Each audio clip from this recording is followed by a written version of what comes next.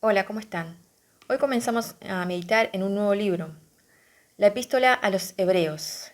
Es una carta principalmente pastoral. Su contenido sugiere que los destinatarios son cristianos provenientes del judaísmo, cuya fe comenzaba a flaquear, ya sea por la duda, la persecución, las falsas enseñanzas. La parucía que creían que era inminente no estaba sucediendo según pensaban.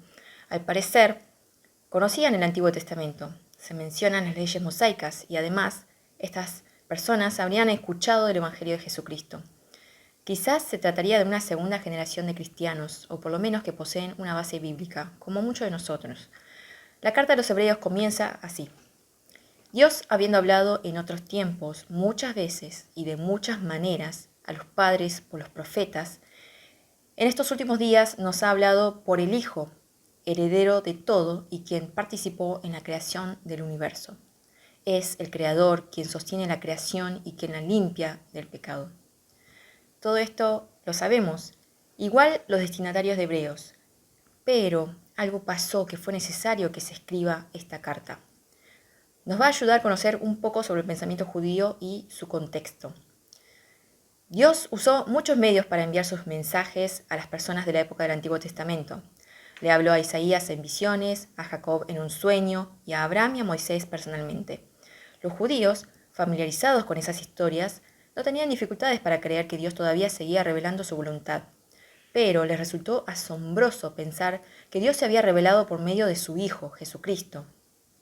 Dios, el eterno, el trascendente, allá inalcanzable, viene a los hombres en forma de hombre, un mortal. Como que era más fácil creer en un hecho sobrenatural, por ejemplo, que Dios abrió el mar rojo para liberar a su pueblo, que en el hecho de que el Hijo de Dios venga como hombre.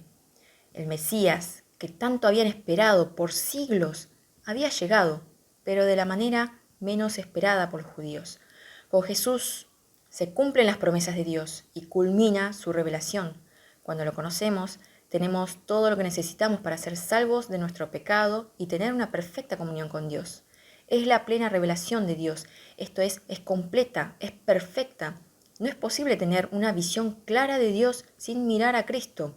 Él es la manifestación perfecta de Dios en un cuerpo humano. Él es la imagen del Dios invisible. El versículo 3 relaciona el poder salvador de Dios con su poder creador. En otras palabras, el poder que le dio existencia al universo e hizo que se mantuviera funcionando es el mismo poder que quita nuestros pecados, nos provee purificación. Esto significa que no hay pecado demasiado grande que el Rey del universo no pueda quitar. Dios puede perdonar y lo hace cuando nos acercamos a Él por medio de su Hijo. Y cuando dice que se sentó, significa que se terminó la obra. El sacrificio de Cristo fue terminante. No hace falta agregarle nada, ni obras ni ofrendas para que Dios nos perdone.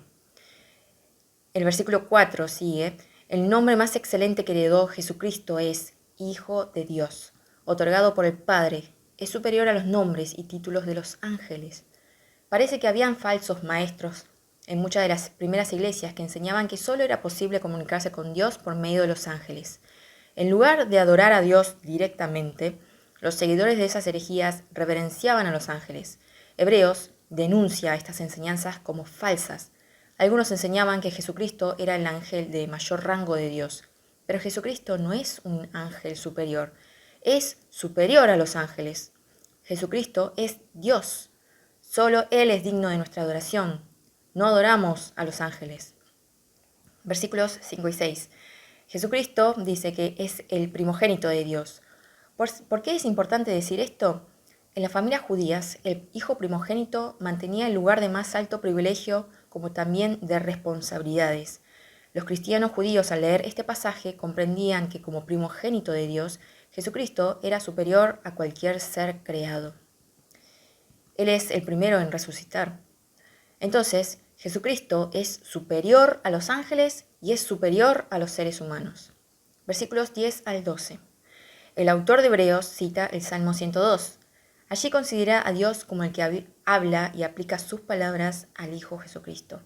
Los cielos y la tierra perecerán, La tierra no es permanente ni indestructible, como creen algunas filosofías griegas y romanas. La autoridad de Cristo es sobre toda la creación. Ningún objeto o recurso terrenal es más importante que Él. Si esta carta comienza así, parece que algunos sí consideraban algunas cosas terrenales como más importantes que Cristo. Hoy no pasa, ¿no? Menos mal que quedó escrito, inspirado por Dios. Versículos 11 y 12. Parece que los lectores de Hebreos experimentaron el rechazo de sus hermanos judíos y con frecuencia se sintieron aislados. Muchos se habrían sentido tentados a volver a la antigua fe y dejar a Cristo, que no cambia, que es inmutable. El escritor de Hebreos les exhorta a no hacerlo. Cristo es la única seguridad en un mundo cambiante. Y miren cuánto cambió todo desde los 90. Todo lo creado cambia. Por eso nada es seguro. Pero Cristo jamás cambia. Podemos confiar en Él y estar absolutamente seguros. No hay fundamento más firme que Él en todo el universo, porque Él es el fundamento de todo.